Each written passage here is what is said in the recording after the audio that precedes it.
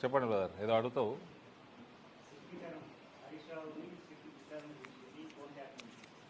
ఎన్ని రోజులు విచారణ చేస్తారా?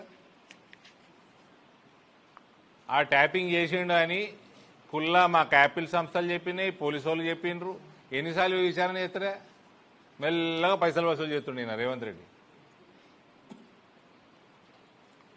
ఫోన్ ట్యాపింగ్లు చేసి ఏమింటారు రా నాయన? ఏమి నా ఫోన్ ట్యాపింగ్ చేసారు ఏమింటారు? మిమ్మల్ని బూతులు తిట్టినే వింటారు. ఎందుకు మీకు షోకా? కల్వకింట్లోకి ఇదేం షోకో?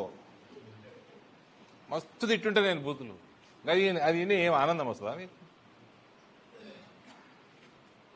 అది కుల్లా ట్యాపింగ్ అయింది, ఎంపీలది అయింది, మంత్రులది అయింది.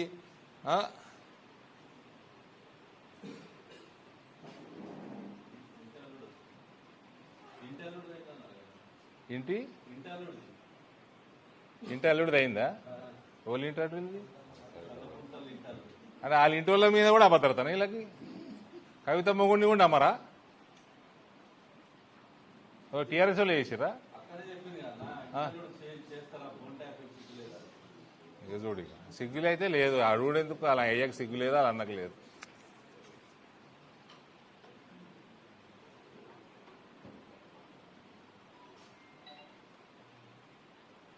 వీణెందుకు పిలిచిర్రు టెలిఫోన్ పోల్ని?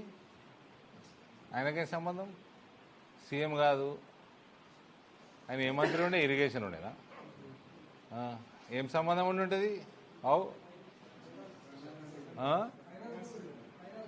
ఫైనాన్సా?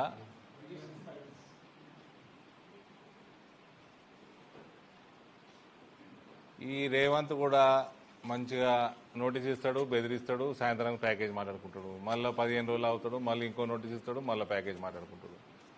ఇదే పని ఈయనది కూడా.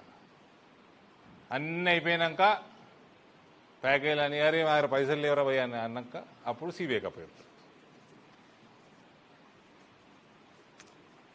అది రేవంత్ ఈ స్ట్రాటజీకి అది. బీజేపీ బీఆర్ఎస్ ఒక్కటి, బీజేపీ బీఆర్ఎస్ ఎవరు కూడా తిరుగుతారు. మళ్ళీ స్మార్ట్ ఫోన్లే ట్యాప్ అయినారా నాయన అంటే బీజేపీ బీఆర్ఎస్ ఒక్కటి ఎట్లయితుంది?